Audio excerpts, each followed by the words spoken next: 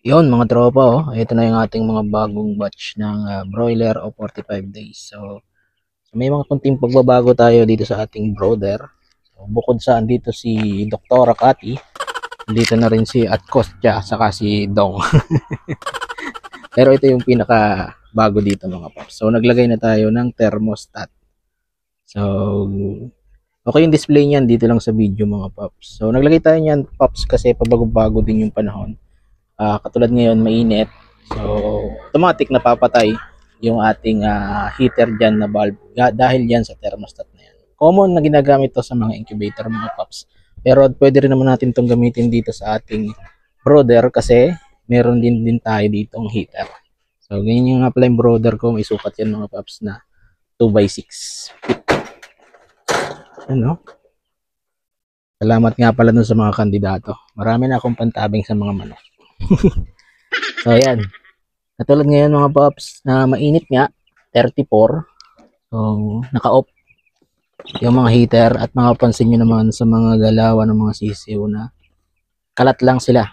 So hindi nagsisiksikan, kasi ibig sabihin hindi sila nilalamig at di rin naman na lumalayo dito sa mga pag nainitan kasi madalas nandito sila sa gilid pag mainit. So yung ganyang behavior ay okay lang.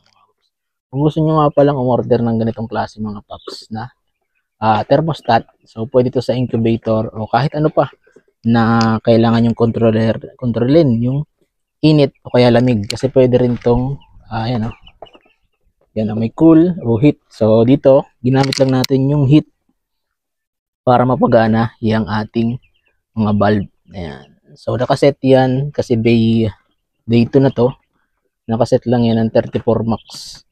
Pero dahil ayun nga yung temperature ngayon mainit, hindi talaga bubuhay yan. Tapos may tolerance yan na 1 yata. So pag nag 32.8 yata o 32.9, so mabubuhay o pag lumamig. So ang kagalingan nito mga paps na may ganito is hindi na tayo magpapatay-patay. Halimbawa katulad nito na nag-init ang panahon, so kusa na siyang mag-on and off.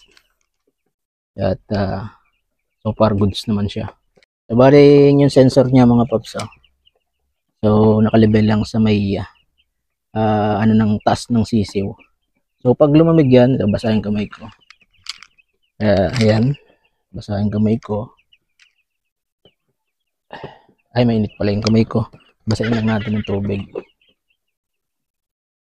Kapag may na-detect yung sensor na malamig, katulad nito, ilagay natin sa tubig. Ayan Ayan. So nag-31 siya. Dahil inano ko sa tubig. Ayan, nag-on na yung ating heater. Dalawa yan mga pops. Ayan. So 25 watts lang yan. So pag gabi, tinutodo sarado natin to. Yan. Tapos, syempre, kusa na rin iilaw yung heater natin na to. Ito naman is LED lang to na 3 watts. Para kapag namatay ito, may ilaw pa rin sila mga pops. Kapapalit ko lang nung ating beddings kanina pero madumi na rin ulit. At naglagay na rin tayo ng feeder. At nakikita ko naman na kumakain na sila dyan. So, open din. So kapag ganitong umaga, open yung kanilang sides. Yan.